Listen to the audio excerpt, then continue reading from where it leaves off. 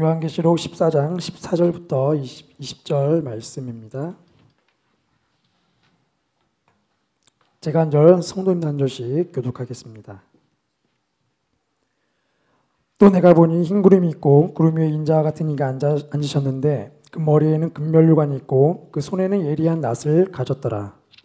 또 다른 천사가 성전으로부터 나와 구름 위에 앉은 이를 향하여 큰 음성으로 외쳐 이르되 당신의 낫을 휘둘러 거두소서. 땅의 곡식이 다 익어 거둘 때가 이르렀음이니이다 하니 구름 위에 앉으신 이가 낫을 땅에 휘두르매 땅의 곡식이 거두어지니라. 또 다른 천사가 하늘에 있는 성전에서 나오는데 역시 예리한 낫을 가졌더라. 또 불을 다스리는 다른 천사가 제단으로부터 나와 예리한 낫 가진 자를 향하여 큰 음성으로 불러 이르되 내 예리한 낫을 휘둘러 땅의 포도송이를 거두라. 그 포도가 익었느니라 하더라. 천사가 낫을 땅 큰 포도주틀에 같이 읽겠습니다. 성 밖에서 그 틀이 밟히니 틀에서 피가 나서 말 굴레까지 닿았고 1600 스타디온에 퍼졌더라. 아멘. 할렐루야. 예배 오신 분들 축복합니다. 이번 주에 우리 그 체육대회가 있습니다. 토요일 날 10시에 구리고등학교에서 시작이니까요. 여러분들 많이 참여해 주시고 또 초대해 주시고 저희가 이제 예배 드리고 교제하지만 이렇게 많은 식구들 교제하는 한 자리에 모이는 것은 굉장히 어렵습니다. 또 우리 오래되신 분들, 또 중간에 오신 분들, 새로 오신 분들 이렇게 같이 만날 기회가 많지 않은데 5월 달에 또 가정의 달이고 또 교제도 굉장히 중요합니다. 예배가 좋아서 저희가 와도 또 아는 사람, 또 밥 먹을 사람, 얘기할 사람 없으면은 시간이 지날수록 어색해지고 또 믿음 생활에 금이 갈 수 있습니다. 그래서 좋은 교제, 또 믿음의 동역자, 또 교회 안에서 교제하는 거 굉장히 중요해요. 그래서 그런 의미에서 우리 안수 집사님들 열심히 준비하시는데 위해서 기도해 주시고 오늘 내일 비가 와서 공기는 좀 깨끗해질 것 같은데 그래도 우리 여러 황사나 미세먼지 생기지 않도록 또 날씨 좋고 또 다치지 않고 다 행복하게 건강하게 또 식사하고 교제할 수 있도록 기도를 많이 부탁드리겠습니다. 요새 저희 교회 아픈 분들이 굉장히 많고 수술하신 분들, 중환자실에 있는 분들, 항암 치료 받는 분들이 꽤 많습니다. 그래서 여러분들 기도 많이 해주시지만 특별히 어려운 분들 또 장기 입원 환자들 위해서 기도해 주시면 좋겠습니다. 5월 달이 됐습니다. 새로운 한 달을 시작한다는 것은 하나님의 은혜죠. 또 한 달을 살아야 하나? 그게 아니고 하나님이 소망의 한 달을 주셨다. 하루를 또 살아갈 수 있구나. 한 달을 또 내게 시간을 주셨구나. 하루하루는 얼마나 소중한지, 또 5월 달 가정의 달은 얼마나 소중한지, 가족은 얼마나 소중해요. 가족은 또 얼마나 힘들어요. 기도하지 않으면 가족들을 함께 건강하게 살아갈 수가 없습니다. 가족처럼 힘든 게 없어요. 오히려 교회 와서 사역하는 게, 예배하는 게 훨씬 쉬워요. 가정을 사랑하고 가족들을 챙기고 부단히 지속적으로 참아주고 인내하고 기다리고 또 용서하고 섬겨주고 가정을 이끄는 힘은 하나님으로부터 주어집니다. 예수님이 가정 안에 계셔야 가정이 건강해져요. 특별히 우리가 5월 달 가정의 달, 소망의 새로운 한 달을 시작할 때 하나님의 큰 은혜와 사랑과 은총이 우리 모든 성도님들 또 가족들 위해, 자녀들 위해, 부모님들 위해, 우리 남편과 아내분들 위해 임하기를 주님의 이름으로 축복합니다. 특별히 신실한 가정, 믿음의 가정, 또 믿음이 약하고 위기가 있고 고난이 있는 가족들마다 5월 달에 하나님의 큰 은혜로 회복이 되고 또 화해가 일어나고 앙금이 풀리고 또 어려운 문제들이 해결되는 놀라운 은혜가 각 가정 위에 넘쳐나게 되기를 주님의 이름으로 축복합니다. 오늘 요한계시록 14장 말씀, 13장, 12장 교회의 고난과 시련을 넘어서 이제 14장에서 하나님이 그렇게 참아냈던 교회, 인내했던 교회, 기다렸던 성도님들에게 하나님의 위로와 어린 양의 구원과 희망을 보여주는 그런 계시의 장이 14장이라고 했습니다. 계속 어두운 얘기, 참아라, 견뎌라, 조금 더 기다려라, 알지만 얼마나 힘든지 몰라요. 제가 여호수아를 좋아하는 이유는 많은 성경은 참아라, 기다려라, 인내라, 인내해라, 버텨라, 손해봐라 그런 게 많은데 여호수아는 차지해라, 정복해라, 이겨라, 이겼다, 그리고 나눠라, 잘 살아라, 그런 얘기가 있어서 아주 더 힘이 나죠. 제가 여호수아를 굉장히 좋아해요. 그런 여호수아의 은혜가 5월 달에 여러분에게도 넘쳐나게 되기를 축복합니다. 그렇게 12장, 13장에 참았던, 인내했던 성도들에게 14장부터 하나님의 위로와 또 축복이 있고요. 희망을 줘요. 아, 이런 미래가 있구나. 아, 나에게 미래가 밝구나. 여러분의 미래가 밝은 줄로 믿습니다. 한번 옆에 분에게 인사하세요. 당신의 미래는 밝습니다. 당신에게 소망이 있습니다. 네. 소망이 있습니다 하는 목소리에 낭망이 있어요. 기대가 별로 없고. 예수가 소망이니까 우리는 낭망이 있지만 우리 안에 예수님이 계시면 소망이 생기고, 소망이 꺼지지 않고, 또 꺼질 듯 포기할 듯 아, 여기서 끝인가 보다, 안 되는구나, 여기서 그만둬야 되는구나 하다가도 불씨가 일어나는 그런 소망의 그리스도, 소망의 어린 양을 바라보는 오늘 14장 말씀인데, 그 유명한 알곡과 가라지, 예수님이 그렇게 오래 경고하셨던, 제자들에게 말씀하시고 또 백성들에게 말씀하셨던 추수, 드디어 최후 심판의 추수에 관한 메시지가 오늘 본문의 메시지입니다. 곡식 추수하는, 마태복음 25장에 있었던 그 말세 비유에 해당하는 그 본문이 오늘 사도 요한이 본 그 환상과 계시의 이야기입니다. 14절 말씀 같이 보겠습니다. 시작. 또 내가 보니 흰 구름이 있고 구름 위에 인자와 같은 이가 앉으셨는데 금 면류관이 있고 그의 손에는 예리한 낯을 가졌더라. 예수님이 구름 위에 앉으셨는데 머리에는 금 면류관이 있고 손에는 예리한 낫, 추수의 낫, 이제 모든 것을 결판내고 또 모든 것을 심판하는 그리스도의 낫이, 추수의 낫이 들려 있었다. 그런데 그것이 구름 가운데 있었다. 어떨 때 하나님은 명쾌하게 명확하게 보여요. 하나님의 뜻이 선명하게 보여요. 근데 하나님의 뜻이 그렇게만 보이지 않고 구름 사이에 가려져 있듯이 보일까 말까. 하나님은 보이지 않죠. 하나님의 뜻이 보일까 말까. 뭔가 알듯한데 감춰져 있는 어떤 신비감. 예수님이 어떤 구름 사이에 심판주로 오실 때 구름 사이에 면류관을 쓰시고 낫을 들고 보이시죠. 구름은 하나님의 보호와 인도를 상징하면서 또한 신비의 상징이 잘 보이지 않습니다. 뭔가 베일에 감춰 있어요. 하나님은 계시하시면서 또한 신비해. 그래서 하나님의 뜻을 다 아는 것처럼 보여서 아, 이게 그거구나 라고 하다가 또 질문이 생겨요. 그럼 이건 뭐지? 이건 어떤 거지? 그 다음 단계는 또 모르죠.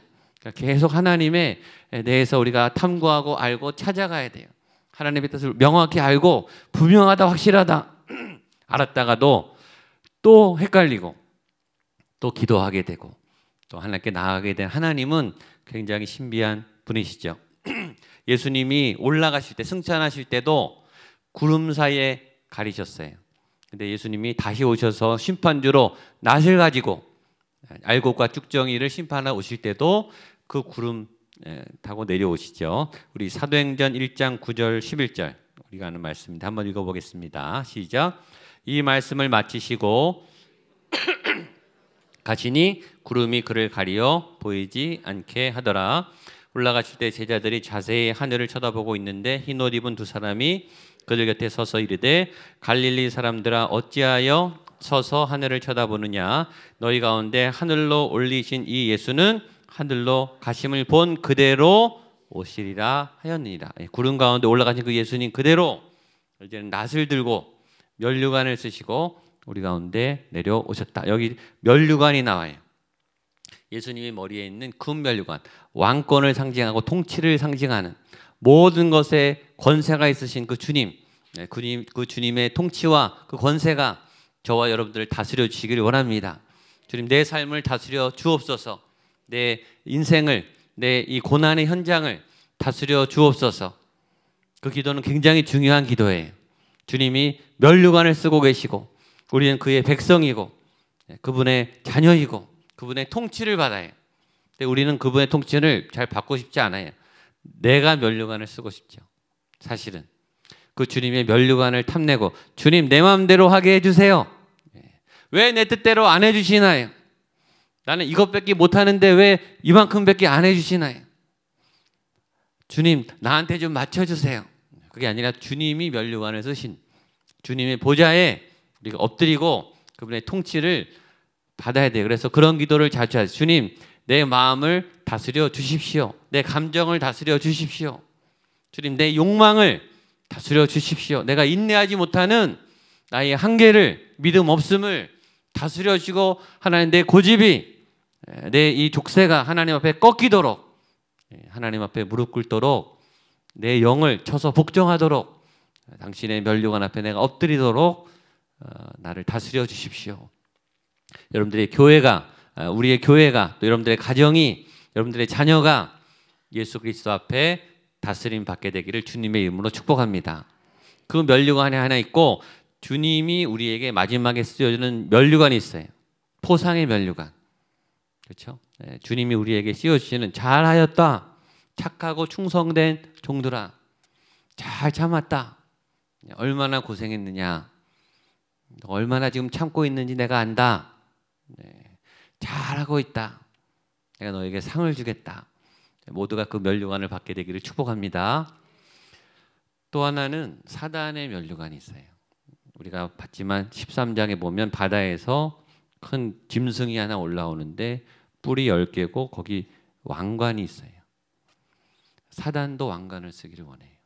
하나님의 보좌, 하나님의 통치, 하나님의 전능, 하나님의 영원, 하나님의 아름다우심을 흉내내는 것이 사단이에요. 그래서 우리가 조심해야 될 것은 사단의 면류관, 세상의 면류관, 빛나 보이고 밝아 보이고 부러울 만하고 그 면류관을 향해서 그렇게 가지만 면류관을 썼을 때 덧없는 허무한 또 다른 면류관을 차지해야 하는 그런 헛된 면류관이 있죠. 진짜인 것 같은데 우리에게 감동을 주는데 야 해냈다. 이게 어디냐. 자랑스럽다. 라고 붙잡았는데 오히려 썩은 면류관, 헛된 면류관, 덧없는 면류관, 아무 의미 없는 면류관. 그때는 좋아서 자랑하고 그것만 자랑했어요. 나 그거 했어. 나 옛날에 그거 했어. 나 좀 알아줘. 아무 가치 없는 면류관, 헛된 면류관. 저나 여러분이 그런 헛된 면류관을 얻지 않게 되기를 축복합니다. 영원한 것을 찾아가세요. 썩지 않는 면류관, 썩지 않을 진리, 변하지 않는 하나님의 진짜 것을 찾는 여러분 되시기를 축복합니다. 자, 이제 드디어 심판이 가까워서 15절, 16절 보겠습니다. 시작. 또 다른 천사가 성전으로부터 나와 구름 위에 앉은 이를 향하여 큰 음성으로 외치르되 당신의 낯을 휘둘러 거두소서 땅의 곡식이 다 익어 거둘 때가 이르렀음이니이다 하니. 근데 예수님이 이 낫을 들고 있다가 다른 천사가 성전으로부터 나와서 구름에 앉은 이를 향해서 당신의 낫을 휘둘러 거두소서. 예수님이 누구의 명령을 기다리는 거예요? 천사의 명령. 예수님이 천사의 명령을 받겠습니까? 그렇지 않죠. 이 천사는 메신저예요. 누구의 메신저일까요? 하나님의 메신저예요. 예수님도 하나님의 권위에, 하나님의 때에, 하나님의 통치에 복종하는, 성전에서 나오는 하나님의 말씀에 따라 움직이는, 예수님은 아버지의 뜻을 따라, 아버지의 때를 따라, 아버지의 방법을 따라, 아버지의 생각을 따라가시는 분이세요. 심판에 있어서도 예수님 마음대로 하는 게 아니라 하나님 아버지의 말씀을 따라, 예수님이 하나님을 따라가시니 저와 여러분도 하나님을 따라가게 되기를 축복합니다. 끝까지 예수님이 시작부터 마칠 때까지 아버지 품에 안겨 아버지 뜻에 복종하며 숨을 거두시고 십자가에 순복하시고 또 하늘에 올리고 심판에 오시듯이 저와 여러분의 모든 스케줄 계획도 주여 아버지의 뜻대로 내가 가게 해 주십시오. 중간중간에 확인하세요. 하나님 여기가 아버지가 하라고자 주신 자리 맞죠? 내가 지금 여기 있는 거 맞죠? 여기 잘 오신 줄로 믿습니다. 어디서나 확인하세요. 내가 아버지가 나에게 주신 자리가 아니면 빨리 벗어나시고 돌이키시고 바꾸시고 돌아서시고 아버지의 뜻을 따라 가게 되기를 축복합니다. 아버지의 뜻이면 가셔야 돼요. 또 아버지의 뜻이면 가지 마셔야 돼요. 그 결정을 하나님이 하시도록 하나님 그분께 내어드리시기를 바랍니다. 그런데 놀라운 것은 15절 우리 한 번 더 읽어볼까요? 시작. 또 다른 천사가 성전으로부터 나와 구름 위에 앉은 이를 향하여 큰 음성으로 외쳐 이르되 당신의 낫을 휘둘러 거두소서 땅의 곡식이 다 익어 거둘 때가 이르렀음이니이다 하니 저는 이 말씀이 제일 은혜가 됐어요. 주님의 추수는 알곡이 먼저예요. 준비된 백성, 심판이 그 다음이에요. 형벌은 그 다음이고 일단 예비된 알곡, 믿음의 알곡들, 하나님의 백성들을 먼저 빨리 제일 먼저 거두세요.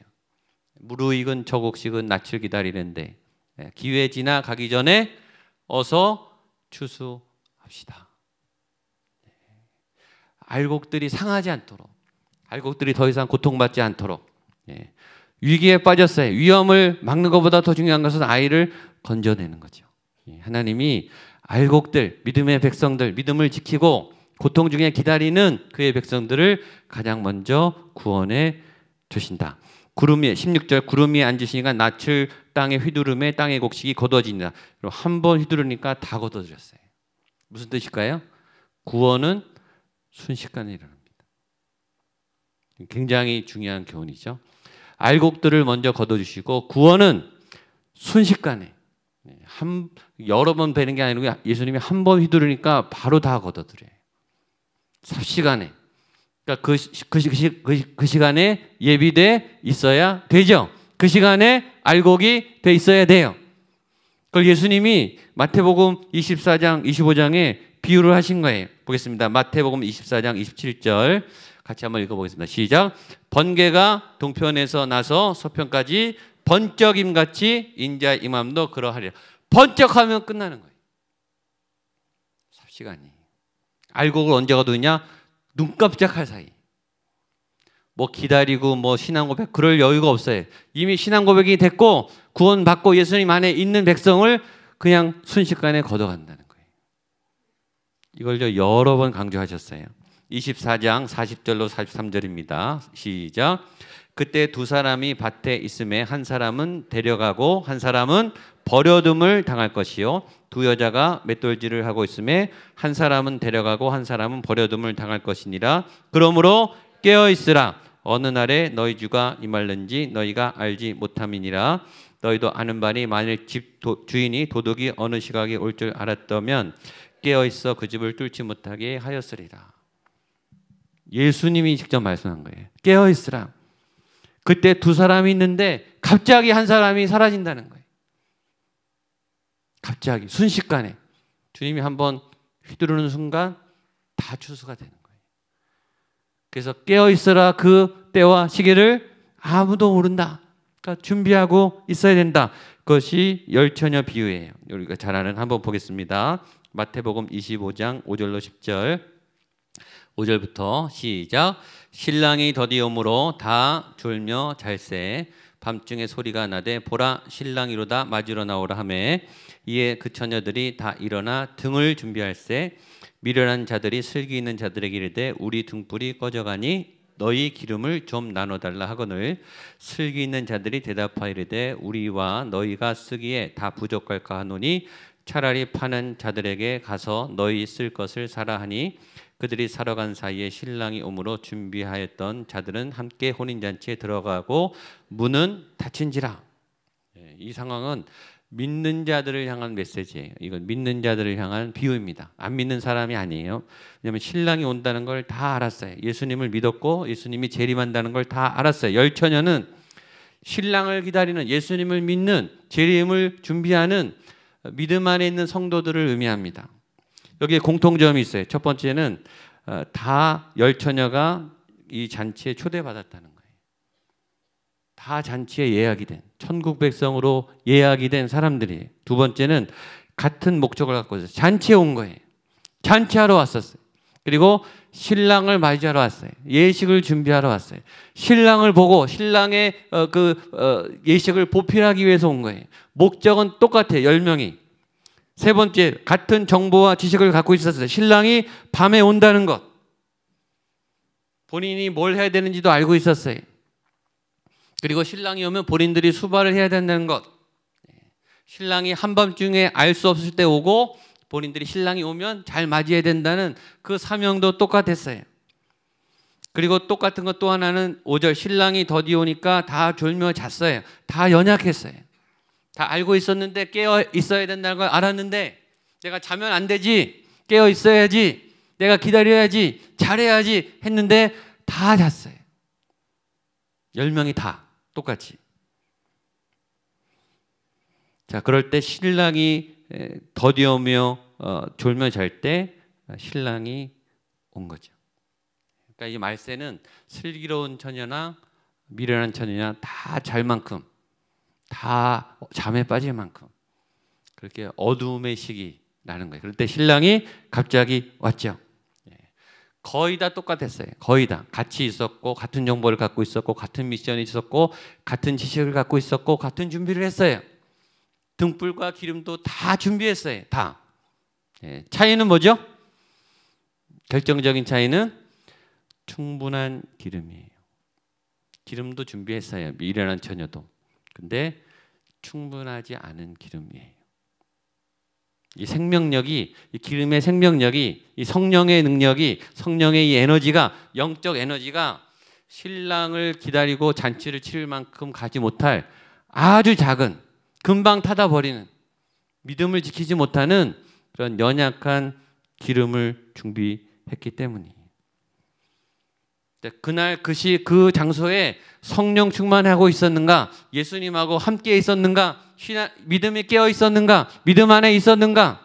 우리 믿음이 살아났다 죽었다, 깨어 있다 시험에 들었다, 예수님 안에 있었다 세상 가운데 있었다 왔다 갔다 하잖아요. 성령 충만하고 예수님하고 동행하고 그리스도 안에 있었는가?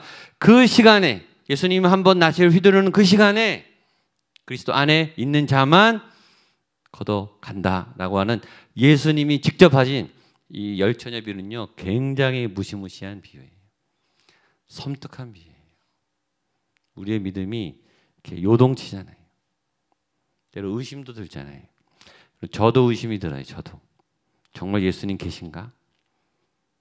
이렇게 약한데. 그러다가 아니지, 예수님 살아계시지, 나 사랑하시지, 나 기억하시지, 계속 이렇게 반복이 되잖아요. 충만할 때는요, 뭐 너무너무 좋죠. 주님 안에 있고 싶습니다. 주님 다 할 수 있을 것 같습니다. 다 이겨낼 수 있을 것 같습니다. 죽음까지 갈 수 있겠습니다. 괜찮습니다. 지금 바로 죽을 수 있습니다. 우리 믿음이 요동치는데 주님이 깨어 있으라. 진짜 요한계시록에 보니까 순식간에 하는 거예요. 예수님. 저와 여러분이 모두 알곡이 되기를 축복합니다. 옆에 분 축복하세요. 알곡이 되십시오. 예. 알곡이십니다. 예. 그리고 두 번째, 이제 포도송이를 거두는 심판이 옵니다. 17절, 20절까지 시작. 또 다른 천사가 하늘에 있는 성전에서 나오는데 역시 내리한 낫을 가졌더라. 또 불을 다스리는 한 천사가 제단으로부터 나와 예리한 낫 가진 자를 향하여 큰 음성으로 불러 이르되 내 예리한 낫을 휘둘러 땅에 포도송이를 거두라. 그 포도가 익었느니라 하더라. 천사가 낫을 땅에 휘둘러 거두어 하나님의 진노의 큰 포도주 틀에 던짐에 성 밖에서 그 틀이 밟히니 틀에서 피가 나서 말굴레까지 닿았고 1600 스타디온에 퍼졌다. 이제는 어둠을 향한, 이제는 심판을 향한, 포도주를 짓밟는, 마치 포도를 짓누르면 그 포도즙이 터지면서 피가 튀는 것처럼 상징이죠.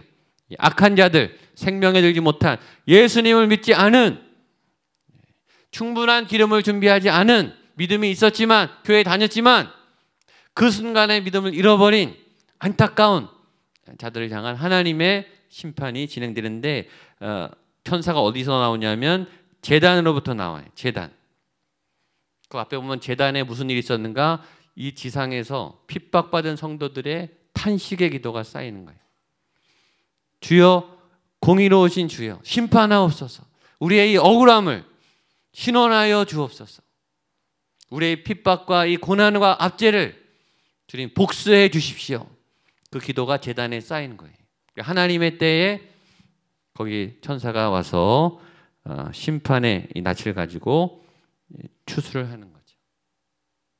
추수는 두 가지입니다. 하나는 알곡을 추수하고 하나는 죄인들의 그 포도송이 즙틀에 밟아서 죄인들을 심판하시는 두 가지 심판이 있습니다. 여기 1600 스타디온 한 320km 그 피해 강이 320km 여기서 부산보다도 더 긴 피해 강이 이렇게 전 국토를 덮었다는 거예요. 그러니까 아주 처절한 또 빠져나갈 수 없는 누구도 도망갈 수 없는 하나님의 전방위적인 대대적인 심판이 거행된다.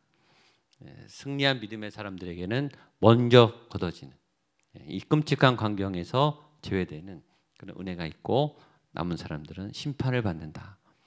이런 예언의 계시가 오늘 본문의 말씀입니다. 그러니 온전한 믿음으로 또 주님께 걸어가게 되기를 축복합니다. 힘들고 어렵지만 잘 참고 이겨내겨서 끝까지 믿음의 승리를 이루고 알곡이 되시는 저와 여러분 되시기를 주님의 이름으로 축복합니다.